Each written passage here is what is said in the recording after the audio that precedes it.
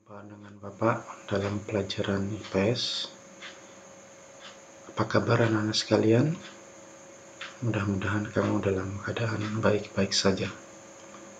Anak sekalian, mari kita lanjutkan pelajaran IPS kita. Kali ini kita akan membahas topik mengenai tindakan, motif, dan prinsip ekonomi. Mari kita lihat dan bahas satu persatu. Yang pertama, kita lihat tindakan ekonomi. Apa itu tindakan ekonomi? Tindakan ekonomi adalah sebuah tindakan yang dilakukan seseorang untuk memenuhi kebutuhan hidupnya, baik lahir maupun batin. Misalnya, contohnya membeli barang atau membeli pakaian. Karena kita butuh baju, butuh pakaian, maka kita pergi membelinya ke toko. Maka aktivitas itu disebut sebagai tindakan ekonomi. Kemudian apalagi, misalnya kita butuh makan, maka kita melakukan aktivitas makan. Itu merupakan termasuk dalam tindakan ekonomi. Jadi ingat, tindakan ekonomi itu adalah segala aktivitas yang dilakukan seseorang atau manusia untuk memenuhi kebutuhannya, baik lahir maupun batin. Ada beberapa jenis tindakan ekonomi. Ada yang bersifat rasional dan ada yang irasional. Tindakan ekonomi yang rasional itu adalah tindakan yang dilandasi hitung-hitungan untung dan rugi. Jadi ketika dia ingin melakukan aktivitas kegiatan ekonomi, dia harus rasional. Artinya apa? Oh, ini lebih untung ini kalau kulakukan, atau kalau kulakukan ini aku akan dapat kerugian. Nah, itu tindakan ekonomi yang rasional. Tapi yang kalau irasional itu sebaliknya. Dia tidak menghitung untung dan rugi, ya, tapi justru dilakukan tanpa banyak memperhitungkan kerugian yang didapat, ya.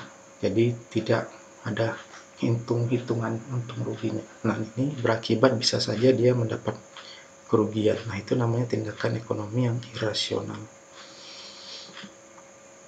Kemudian selanjutnya kita lihat motif ekonomi, ya. Nah, apa itu motif ekonomi? Apa bedanya dengan tindakan ekonomi? Kalau tadi tindakan ekonomi adalah aktivitas kita untuk memenuhi kebutuhan, maka motif ekonomi adalah alasannya, ya. Kenapa kita melakukan tindakan itu? Itu ada motifnya, maka disebut dengan motif ekonomi, ya. Kenapa kita makan? Karena lapar, ya. Nah, lapar itu adalah motif kita melakukan kegiatan atau tindakan makan, ya. Lapar itu tentu saja motifnya dari dalam diri, ya kan? Nah, jadi motif ekonomi itu ada yang dari dalam diri kita, ada juga yang dari luar diri kita, atau disebut sebagai motif intrinsik dan motif ekstrinsik, ya. Kalau motif intrinsik itu dari dalam diri kita, tapi kalau motif ekstrinsik dari luar. Misalnya tadi Bapak katakan, kenapa dia makan? Karena lapar, berarti dalam dirinya. Kenapa dia makan? Karena melihat orang lain makan. Nah, itu sudah motif ekstrinsik, ketika dia makan karena melihat orang lain makan. Nah, itulah motif ekonomi. Macam-macam motif ekonomi di sini ada karena kebutuhan hidup, seperti Bapak bilang tadi, karena lapar, ya. Kenapa dia mandi? Karena yang kebutuh, ya, butuh mandi, ya, supaya bersih kebutuhan badannya. Itu karena kebutuhan hidup. Kemudian mendapatkan keuntungan, ya, motif untuk mendapatkan keuntungan. Kemudian mendapatkan penghargaan, untuk memperoleh kekuasaan, dan motif sosial, ya. Ini adalah macam-macam motif orang melakukan kegiatan ekonomi. Misalnya untuk mendapatkan keuntungan, tentu saja kalau kita berjualan, melakukan aktivitas jual beli, kita ingin mendapat untung.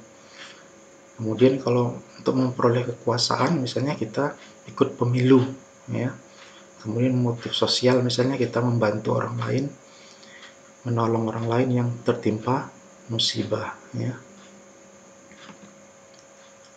Kemudian prinsip ekonomi.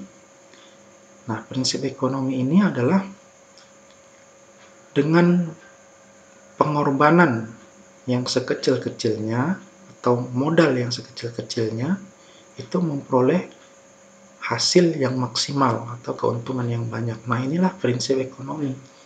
Ya, kalau kita gampangkan lagi, dengan modal yang sekecil-kecilnya memperoleh keuntungan yang sebesar-besarnya. Inilah prinsip ekonomi. Ya, prinsip ekonomi ini selalu dipakai oleh orang-orang yang ingin mendapatkan keuntungan dalam segala aktivitasnya, ya. Kalau kita tidak pakai prinsip ekonomi, maka kita tidak akan mendapat keuntungan. Nah, ini dia macam dan jenis prinsip ekonomi. Ya, kalau untuk produsen tentu saja karena dia membuat suatu produk, memproduksi sebuah produk atau barang, tentu saja dengan modal barang yang sedikit dapat untung yang banyak, ya, atau dengan modal yang sedikit dapat kualitas harga barang yang bagus, ya, atau bisa membuat barang yang bagus. Kalau dia prinsipnya distributor melakukan prinsip ekonomi, tentu saja bagaimana barang itu dapat tersampaikan dengan baik, ya, atau terjualkan dengan baik atau dengan banyak. Itu prinsip distributor, bagaimana barang itu banyak sampai ke konsumen. Nah, kalau prinsip konsumen tentu saja kita beli barang dengan harga yang murah atau harga yang rendah tapi dapat barang yang bagus, ya. Itu prinsip dari konsumen, ya. Harganya murah dan barangnya bagus, ya. Nah, itu prinsip ekonomi yang dipegang oleh konsumen dalam hal ini. Nah, itu saja materi kita hari ini. Mudah-mudahan bermanfaat. Bapak akhiri. Wassalamualaikum warahmatullahi wabarakatuh.